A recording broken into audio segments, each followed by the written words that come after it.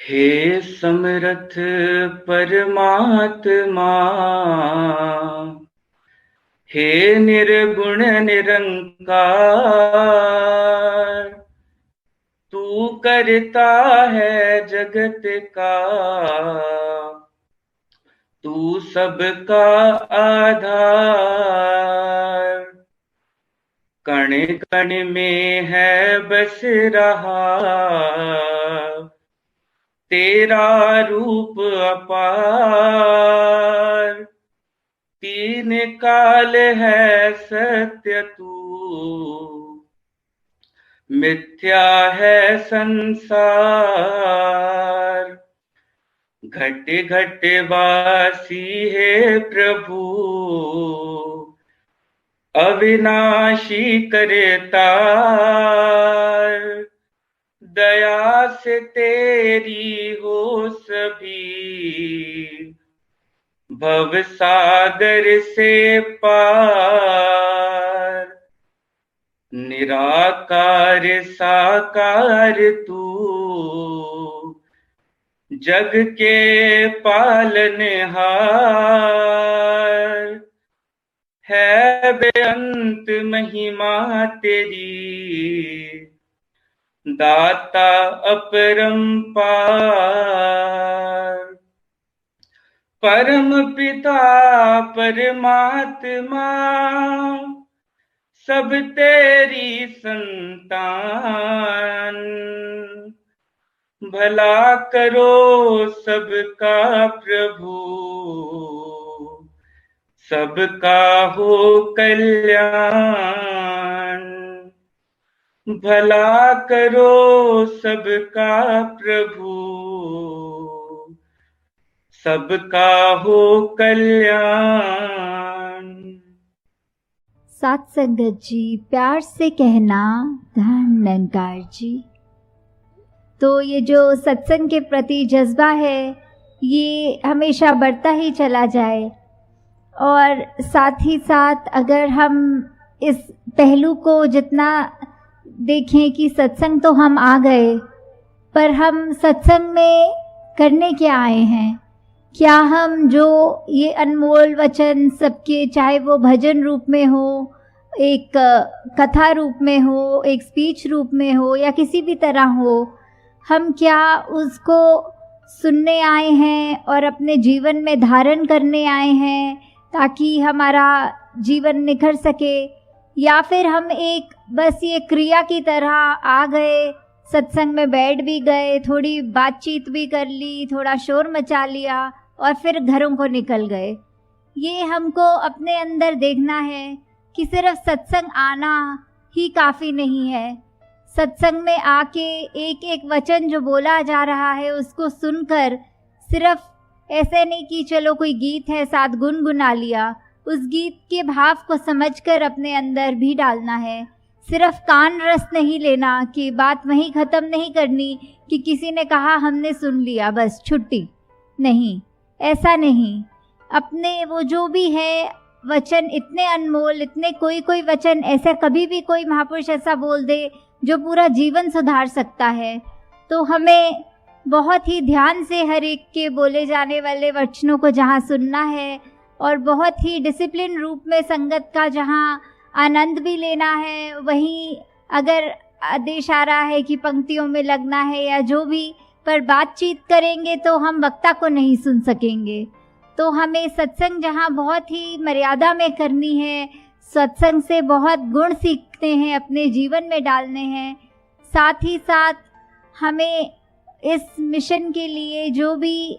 कर सकें कि वो सेवा भाव हो, सिमरन हमारा प्रतिदिन हर पल उस तरह चलना चाहिए कि ये निरंकार से लिव जुड़ती रहे। जैसे आज भी जितने भी वचन आए सारे इस प्रभु परमात्मा निरंकार की बात करते गए कि ये जो अविनाशी है हम उसी की अंश हैं, और हम जीते जे अगर अपना असली पहचान अपनी पकड़ लें तो ही इस जीवन का असल मायने में फ़ायदा है। नहीं तो जो समय बीत गया, जिस तरह भी बीता, वो तो निकल ही गया हाथों से। पर अभी भी हमारे पास मौका है, इस मनुष्य तन में है और आगे का जीवन पता नहीं कितने श्वास और हैं। पर जितने भी हैं, अगर हम अपनी पहचान कर लें, इस प्रभु परमात्मा को पाया जा सकता है, उसको पा लें और वहीं से हमें अपनी पहचान की भी समझ आएगी। फिर हमारे मनों में कोई भेद नहीं रहेगा कि क्या कोई जाति पाति का भेद कह लो या ऊंच नीच का, या फिर कोई ऐसा नहीं कि कोई किसी भी स्टेट भारत के हो या कहीं से भी विश्व के हो, कि कोई भी हमारे अंदर ऐसी गोले काले का भी भेद नहीं, कोई भी नहीं रहेगा, क्योंकि हमारे अंदर ये पहचान हो गई है कि जब हमारा एक ही परम पिता परमात्मा है और हम सब उसी की संतान रूप में हैं, तो फिर क्या भेद, क्या कौन ऊंचा कौन नीचा। और जहाँ पे ये मिशन ने हमें ये सिखलाई दी है कि हमें औरों के चरणों में अपने आप को समर्पित करना है, क्योंकि उनके अंदर भी वही परमात्मा है। तो उस रूप में, नर सेवा के रूप में, हमें हर एक को जहाँ पे श्रद्धा भी देनी है, अपने मन का अहंकार तजना है कि एक मनुष्य के अंदर जो परमात्मा है, हम उसकी ओर समर्पण होते हुए अपने अहंकार को ख़त्म कर रहे हैं। साथ ही हमें ये बात जहाँ देखी जा रही है कि दुनिया में कि सब जो भी अपने कल्चर कह लीजिए या अपने जो भी रिलीजियस सेंटिमेंट्स के हिसाब से जहाँ पे भी आस्था रखते हैं, सबको मुबारक है कि कोई अपना धर्म ग्रंथों को पढ़ते हैं, अपने कोई भी धार्मिक, कोई भी स्क्रिप्चर्स में अपनी रुझाव रखते हैं, वो सब मुबारक है। पर साथ ही साथ पहले इस परमात्मा को जान लें, तभी वो फिर पढ़ना मुबारक और ज़्यादा होगा। कि जब तक हम एक वस्तु को एग्जाम्पल के तौर पे, एक अगर वस्तु की पहचान ही नहीं, कि हम बात करें, किसी को बोलें कि ये तो मिठाई बहुत मीठी है, इससे ज़्यादा मीठी तो कोई मिठाई ही नहीं है, तो अगला व्यक्ति सिर्फ वो बात तो सुन सकेगा पर उस मिठाई का आनंद नहीं ले सकेगा। उसी तरह जिसी वक्त उसके मुंह में वो मिठाई आ जाएगी, वो ये भी समझ जाएगा कि ये भाव का अंतर क्या था। जिस तरह एक फूल की खुशबू जो होती है, वो बख्यान करते रहें, उसके बारे में लिखते रहें, तो इतना वो समझ नहीं आ सकती जितना सिर्फ उस फूल को सूंघने पर उसकी खुशबू खुद बखुद हमको सब कुछ समझा देती है। वैसे ही एक बार अपनी असली पहचान, इस ब्रह्म ज्ञान को जान लें, इस निरंकार को जान लें, चाहे हम किसी भी रूप में उसको पूछते हों, कोई अल्लाह बोल के, कोई राम बोल के, कोई गॉड बोल के, और कोई भी अलग तरीके से जिस तरह पूछते हों, पहले उस भगवान को जान लें और फिर उसकी अर्चना करें। कि साथ ही साथ अभी बहुत सत्संग के दौरान महापुरुषों ने एग्जाम्पल लेके समझाया, चाहे वो रामायण में से शबरी जी और राम जी की बात की, किस तरह अभी नवदा भक्ति का भी जिक्र हुआ, और साथ ही साथ हमें अपने जीवन में किस तरह वो भक्तों वाले जो भी गुण हैं, चाहे वो किसी भी समय के दिए हुए हों, किसी भी काल में हो, किसी भी युग में हो, तो वो बात तो तब भी सत्य थी, अब भी सत्य है कि हमारा जीवन तभी सफल हो सकता है जब तक एक हमको अपनी असली पहचान न मिल जाए। जिस तरह जहाँ हम चाहे गीता को पढ़ें तो भी वही बात की, जहाँ भगवान कृष्ण ने ये जीवन के बार बार रीबर्थ की बात करी है कि बार बार जन्म होगा, तो साथ ही उन्होंने एक मुक्ति, एक सैल्वेशन की भी बात की है कि जैसे हर एक लकड़ी में आग लगने का पोटेंशियल होता है, बस चिंगारी की ज़रूरत है, वैसे ही हमारे चाहे कितने भी जन्म हों, अब जो अवसर, ये वर्तमान जो हमारे हाथ में है, उसका हम पूरा फ़ायदा उठाएं और इसी में अपने अभी कल्याण कर लें कि आत्मा के बंधन को तोड़कर अब ये अपने असली रूप में जाके मिल जाए। ये हमें पहचान, ये अभी जिनके हिस्सों में ब्रह्म ज्ञान है, मुबारक है, वो अपने आप को ब्रह्म ज्ञान के अनुसार प्रतिदिन चलाएं, अपने हर पल में ये निरंकार का एहसास कि ये जो अंग संग रमाराम है उसकी पहचान तो है और उसको साथ आगे लेके चले। और जो अभी सत्संग में पहली बार आए हैं, जिज्ञासु रूप चाहे हो, वो सब भी इस सत्संग के बाद ये ब्रह्म ज्ञान की दात प्राप्त कर सकते हैं। यहाँ निरंकारी मिशन में कुछ ऐसा नहीं कि कोई ऐसा मंत्र मिलता हो जो सारे दुखों को काट दे, या फिर कुछ ऐसा नहीं होता, पर यहाँ एक ऐसी सिखलाई मिलती है कि ये जो परमपिता परमात्मा ने हमारा जीवन जैसा भी करना है, जो देना है, उसी का है, हम उसी को समर्पण है। और चाहे हमारा खुशी का समय हो या दुख का समय हो, वो एक रस, एक सहज भाव, एक बैलेंस वो मन में आ जाता है, ताकि हमारे पास कोई भी स्थिति हो, हम उसको स्थिति को या फिर कंप्लेन करते हुए या फिर उसमें ही थैंक यू करते हुए कि या शिकवे गिले कर ले कि ऐसा मेरे साथ क्यों हुआ, या ऐसा नहीं होना चाहिए था, वो ऐसा है, उसने मेरे बारे में ऐसा क्यों कह दिया, वो तो नीची जाति का है। नहीं, ऐसा नहीं, हमें सिर्फ शुक्र करना है कि हमको जो मिला है वो भी इस परमात्मा की कृपा ही है। कि औरों के जीवन जब देखो तो हो सकता है दूसरों को हमसे भी कम मिला हो, तो हमें हर पल सिर्फ ये शुक्राना करना है, शिकवा नहीं करना। कि हमें अपने स्वास्थ्य को अपना देखना है कि अगर कहीं किसी को थोड़ी सी भी शारीरिक पीड़ा है तो वो भी उसको देखे, जिसके हो सकता है तन में कोई अंग ही नहीं है। तो ऐसे अपने मन को हमने सिर्फ ये शुक्राने के भाव से कि हमें जो मिला वो भी हो सकता है सिर्फ हमारे ऊपर कृपा ही है तभी मिला है, नहीं तो हम तो किसी लायक नहीं थे कि कोई सुख और आराम भी मिल सके। कि हर समय हमें सिर्फ दूसरों के ही बारे में, उनके हित में सोचना है कि मेरा कोई ऐसा कर्म ऐसा तो नहीं, मेरा कोई ऐसा बोल तो ऐसा नहीं जो पहले मैं मन में गुस्सा लाऊं और अपने होठों से वो इतनी खराब भाषा का प्रयोग करके दूसरे तक तो पहुंचाऊंगा,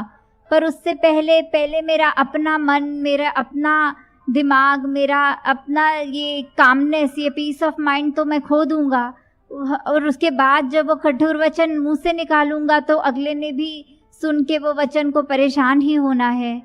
तो हमारे पास अभी वो विवेक है, बुद्धि है, चेतनता है कि हम एक बार ये जब निरंकार का एहसास कर लें तो हम जानबूझ के कोई भी ऐसी गलती नहीं करेंगे, क्योंकि जब समझ ही आ गया कि अंग संग परमात्मा है तो हम इंटेंशनली किसी को भी हर्ट नहीं करेंगे, कि जानबूझ के किसी के साथ बुरा नहीं करेंगे। और अगर कोई हमारे साथ भी बुरा करता है तो बदले की भावना नहीं रखते हुए सिर्फ उसके लिए भी क्षमा मांगनी इस परमात्मा से कि कोई कारण होगा जिससे इस व्यक्ति ने मेरे साथ ऐसा बुरा कहा या ऐसा बुरा किया, आगे से बदला नहीं बल्कि सिर्फ उसके लिए भी भलाई मांगनी है।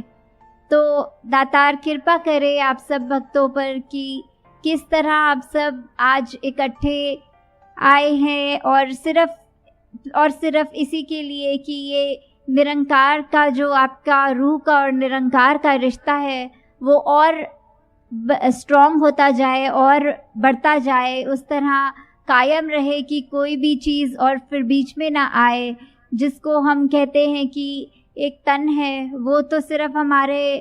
5 एलिमेंट्स का बना हुआ है, चाहे वो पानी रूप में है तो हमारे अंदर वो पसीना और खून और अन्य ऐसी चीज़ों में है, धरती रूप है तो हमारी वो काया हो गई, अग्नि रूप हमारे अंदर की हमें जो ये भूख प्यास लगती है, उसी तरह ये जो हमारे और भी तत्व हैं ये सारे हमारे अंदर सिर्फ वो माया का रूप ही है कि ये एक दिन तो हमारा शरीर भी नहीं रहेगा। और यही बहुत बड़ी सच्चाई है कि अगर पैदा हुए हैं तो मृत्यु भी होनी है।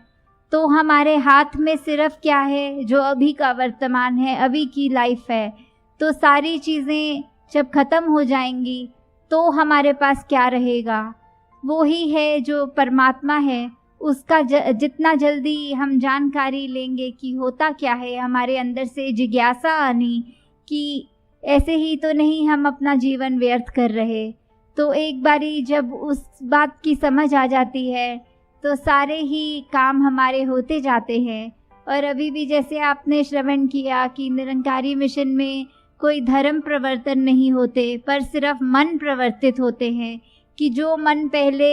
सिर्फ दूसरे की लिए खराब सोचने के लिए करता था, दूसरे का नुकसान करते था, वो ही मन प्रवर्तित होके सभी के कल्याण की अरदास करता है और अपने कर्म ऐसा बना लेता है कि वो एक चलता फिरता प्रचार बन जाए। तो दासी आपका और समय नहीं लेगी, बस इन्हीं शब्दों से इजाज़त चाहेगी कि जिस तरह अभी आप सब ने इतने घंटों में ये संगत का आनंद लिया, ये संगत रूप, सेवा रूप, सिमरन रूप में आनंद हर वक्त लेते रहें और ज़्यादा से ज़्यादा संगत कर सकें। साथ संगत जी, प्यार से कहना धन निरंकार जी।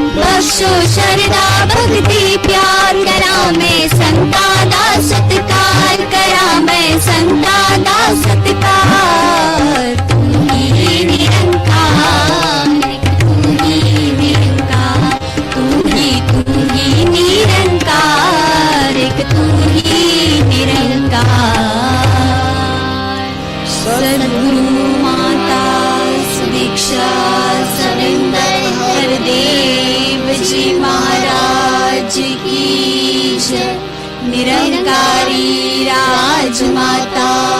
गुरु वचन अवतार की प्यार से कहिए धन निरंकार जी।